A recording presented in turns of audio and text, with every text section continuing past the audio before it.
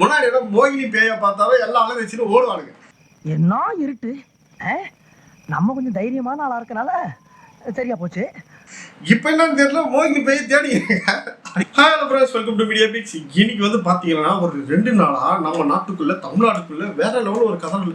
என்னன்னா பாத்தீங்கன்னா, இந்த பக்கம் பார்த்தா பெட்ரோல் பங்க்ல கேனை எப்படி வச்சு பெட்ரோல் பிடிக்கிறாங்க, இந்த பக்கம் பார்த்தா அநியாயத்துக்கு ரொம்ப தூப்பிச்சுக்கிறாங்க. அப்படி என்னதாங்க ஆச்சு நம்ம ஊருக்குள்ள அப்படின்னு இது டூ மச், இது டூ மச் எது மாதிரி கேட்டா, அதாவது என்னன்னா இப்போ ஆயில் பற்றாக்குறை வந்துச்சு அப்படின்ற மாதிரி ஒரு பொருளியை நம்பி நம்ம மக்கள் எல்லாமே பண்ற இந்த சம்பவத்தெல்லாம் பார்த்து ரொம்ப ஷாக் ஆயிட்டேன். ஒரு சில மீம்ஸ் எல்லாம் இருக்கு, ஒரு சில வீடியோஸ் எல்லாம் கூட இருக்கு.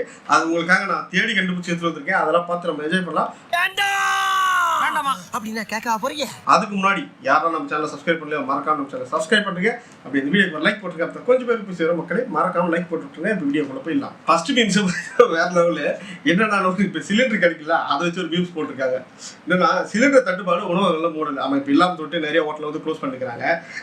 அதுக்கு வேற லெவலில் ஒரு மீம்ஸ். டேய் வெள்ளை பண்ணி எவனாட்டுக்கோ பிரச்சனை, நீ நடுவில் போய் அவனை அடிச்சு எங்கெல்லாம் சோத்து காலைய விடுற, இது உனக்கே நியாயமாடா அப்படின்ற மாதிரி ட்ரம்ப்பை பார்த்து கேட்டிருக்காங்க. ஏன்னா நக்கல்யா அவனுக்கு ஈரானு இஸ்ரேலும் நார்மலா சண்டை போட்டுருந்தாங்க.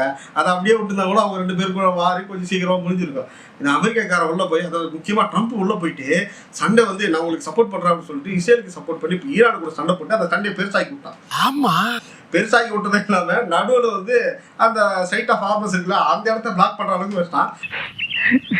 இந்த பையன் என்னமா திங்க் பண்றாயா, எவ்வளவு பெரிய அறிவாளியா இருக்கான் இவெல்லாம், ஒரு பெரிய விஞ்ஞானியை பிறக்க வேண்டியது. அதனால நம்மளுக்கு இப்ப கேஸ் தட்டுப்பாடு வந்து ஏகப்பட்ட மக்கள் வந்து கேஸ் கிடைக்கிட்டு பெரிய கஷ்டத்துல இருக்கிறாங்க. நிறைய ஹோட்டல்களே இப்போ க்ளோஸ் பண்ணி வராங்க. ஆனா அதுக்காக பேனிக் யாரும் ஆயிடாதீங்க.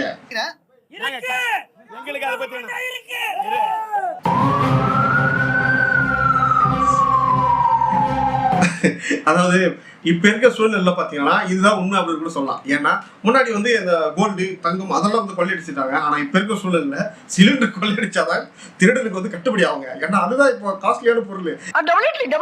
இந்த வீடியோ பார்க்கும்போது எனக்கு அதான் தோணுச்சு, என்னடா இப்படி ஆயிட்டீங்க, இப்ப சிலிண்டர் தாங்க மார்க்கெட்ல வந்து டாப்பு. அதனால சிலிண்டர் திருட வந்துதான் திருடனுக்கு வந்து நல்லா காசு கிடைக்கும். அதனால வந்து பாத்தீங்கன்னா இப்ப சிலிண்டர் திருடத்துக்கு ஆரம்பிச்சிட்டாங்க. ஆனா இது புதுசா இருக்குனே, புதுசா இருக்கு.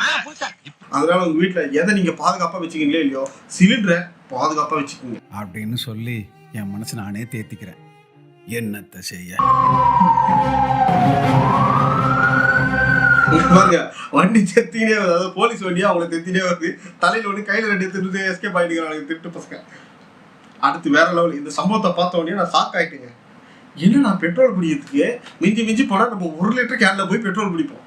பெட்ரோல் இல்லைன்னா இப்போ இந்த பெட்ரோல் இல்லைன்னு சொல்லிட்டு ஒரு வதந்தி ஒன்று வந்ததுல, இந்த பொருளையை நம்பி இருக்கிறவங்க எல்லாரும் கையில கேனோட போயிட்டான்.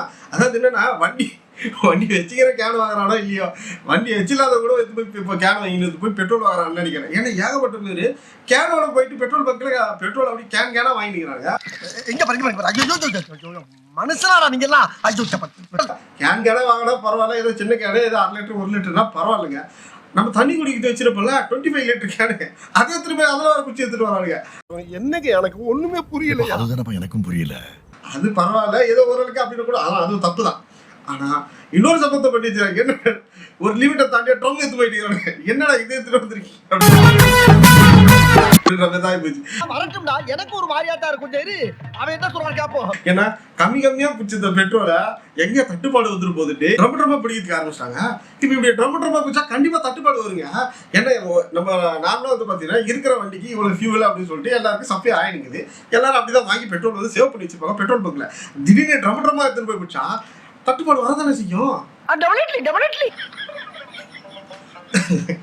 இதுக்கு நம்ம ஆளுங்களே ஆல்டர்னேட் வழி வந்து கண்டுபிடிச்சிருக்காங்க. என்னன்னு பார்த்தீங்கன்னா வச்சுங்க, முன்னாடி எல்லாம் மோகினி பேய பார்த்தாவே எல்லாம் அழகு வச்சுன்னு ஓடுவானுங்க. என்ன இருட்டு, நம்ம கொஞ்சம் தைரியமான ஆளா இருக்கனால சரியா போச்சு. இப்ப என்னன்னு தெரியல, மோகினி பேய தேடி ஏன்னு தெரியுமா? இந்த மீம்ஸை கொஞ்சம் பாருங்க. இதை பார்த்த உடனே தான் நானே ஷாக் ஆயிட்டேன். ஏன்னா வீட்டுக்கு ஒரு மோகினி பேய் வளர்த்தா போதுமா, கேஸ் தட்டுப்பாடு இருக்காது. இந்த மீம்ஸை பார்த்த உடனே எனக்கு செம்ம காமெடி ஆயிடுச்சு. இதை உங்ககிட்ட காட்டுன்னு எடுத்துட்டு வந்து வேற லெவலு. இப்ப மோகினி பேய்க்கு தட்டுப்பாடு எங்க இதுன்னே தெரியல, தேடிக்கிறானுங்க. இப்பெல்லாம் வந்து அந்த மோகினி பேய் வந்து வீட்டுல யாரையும் பயமுறுத்துறது கிடையாது. ஏன்னா இப்ப அது பயந்து போய்க்கு ஒழிஞ்சு நிக்குது. இந்த நிலைமை எப்படியே போச்சுன்னா இப்படிதான் போலங்க.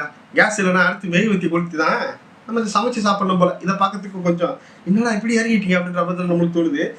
ஆனால் இது வந்து ஏதோ சின்ன சின்ன பொருள் இந்த மாதிரி தாழ்ச்சி ஊற்றுறதுக்கு அந்த மாதிரிலாம் ஓகே. பெருசாக செய்யணும் என்ன பண்ணுறது, சாப்பாடு செய்யறதுக்கு இது வாய்ப்பு கிடையாது. இனிமே பெட்ரோலே வராதான். பெட்ரோல் டீசல் விலையெல்லாம் ஏறலாம். இதுதாங்க இருக்குது ஹைலைட். என்னன்னா திடீர்னு ஒரு பொருளை கிளப்பி விட்டு யூடியூப் வேற ஓப்பன் பண்ணா பெட்ரோல் கிடைக்காதா, திடீர்னு காலி ஆயிருமா, அதாவது இது இன்னைக்குதான் வந்து லாஸ்ட் நாளா, நாளைக்கு போனா 200 ரூபாய் ஆயிருமா அப்படி இப்படி சொல்லி எல்லாரும் பயமுறுத்தி பெட்ரோல் ரேட்டு ஏறுமா. என்னடா எப்படி சொல்றீங்க? திடீர்னு உடைதான் சாய்தான் அப்புறம் எல்லாரும் சும்மா இல்லாம பயந்துதான் போவாங்க. ஏன்னா முக்கால்வாசி பேர் யூடியூப்ல இதுதான் சொல்லிக்கிறானுங்க. இது மட்டும் கிடையாது, இன்ஸ்டாகிராம்ல ஒரு சில ரீல்ஸ் எல்லாம் பார்த்தேன். அதை கேட்டுதான் நான் பார்த்து ஷாக் ஆயிட்டேன்.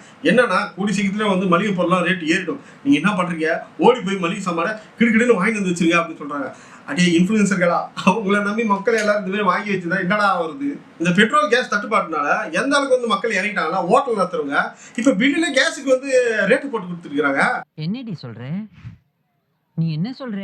சென்னையில் ஒரு ரோட்ல பில்லுல வந்து கேஸ் வந்து இவ்வளவு ருபீஸ் போட்டு ஒரு பில்ல கையில் கொடுத்துருக்காங்க. என்னடா இது பித்தலாட்டம் வாங்குது அப்படின்ற மாதிரி அவளுக்கு தோணுது. கேஸ் ரேட்டு ஏறிச்சு, ஓகே ஏத்திருக்காங்க, அப்படி ஓகே. நம்மளுக்கு ஆல்டர்னேட் கண்டுபிடிக்கல பெரிய ஆள் ஆச்சுங்க. என்னன்னு பாத்தீங்கன்னா அந்த சுட தண்ணி வைப்பாங்கல்ல ஒரு ஹீட்ரு, அதை சுட தண்ணிக்கு யூஸ் பண்ணக்கூடாது. ஆக்சுவலா அது வந்து சுட தண்ணி ஹீட் பண்ண ஹீட்டர் கிடையாது, அது வந்து இண்டக்ஷன் ஹீட்ரு. அதாவது இண்டக்ஷன் ஹீட்டிங் சொல்லுவாங்கல்ல அந்த காயில் அது. அதை சுட தண்ணிக்கே முதல்ல யூஸ் பண்ணக்கூடாது தண்ணி சூடு பண்ணுறதுக்கு. அதை விட்டு இப்போ நம்மளுக்கு அதை வச்சு குழம்பு செஞ்சுக்கிறாங்க. என்னடா அப்படி பண்ணிட்டீங்க? உங்களுக்கு கேஸே கிடைக்கல, விறகு அடுப்பும் கிடைக்கல அப்படின்னா என்ன பண்ண போறீங்க அப்படின்னு கேட்டீங்கன்னா அதுக்கான ஆல்டர்னேட் ஐடியா நம்ம ஆளுகிட்ட இருக்கு.